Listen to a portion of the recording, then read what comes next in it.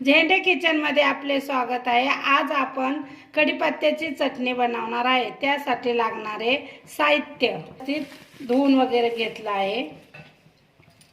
डाळे मी 1 वाटी घेतली आहे, लसूण 1 वाटी, खोबरं सुक्क, शेंगदाणे अर्धी वाटी, 2 चमचा लाल तिखट, मीठ चवीनुसार। तेल आता आपण तळण्यासाठी घेतले आहे। सर्व साहित्य आपण तळून घ्यायचे आहे। सर्व साहित्य टाकून तळून घ्यायचे आहे।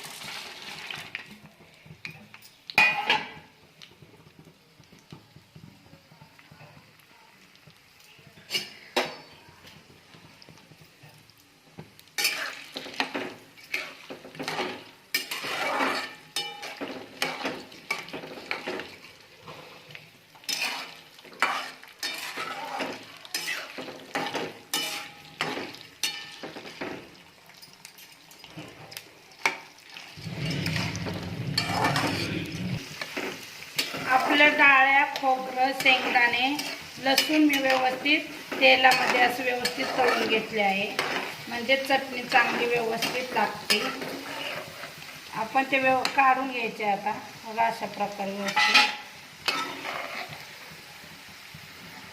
आणि त्याच तेलात आपण आता कढीपत्ता तळून घेणार आहे।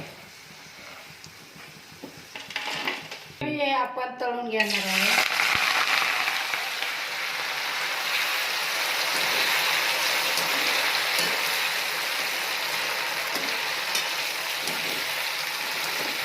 कुरकुरीत होईपर्यंत तळायचा, कारण मग चटणी जास्त दिवस टिकते।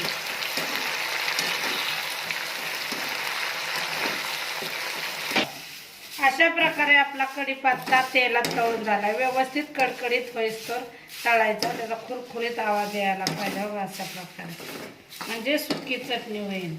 आता आपण ते काढून घ्यायचं आहे। अशा प्रकारे आपण कढीपत्ता सगळं साहित्य तळून घेतले आहे। आता आपण ते 5 मिनिटं थंड झाले आपण मिक्सरला लावून घेणार आहे। आपलं कढीपत्ता व सर्व साहित्य थंड झाले। आता आपण ते सर्व मिक्सरला बारीक करून घ्यायचे आहे। एकत्रच मी वाटून घेते, कारण एकत्र केल्यावर चांगलं होतं।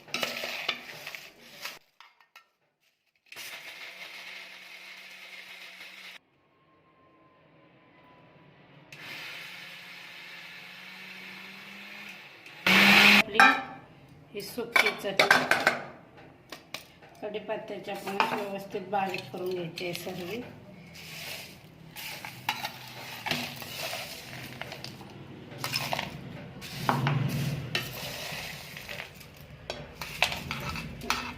कढीपत्ता आयुर्वेदिक बी असतो, खाल्लेला चांगला असतो पोटासाठी।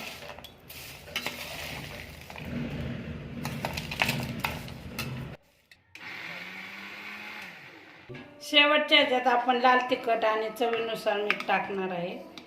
मग ते सर्व आपण व्यवस्थित कालवून घ्यायचे आहे, मिक्स करून घ्यायचे आहे।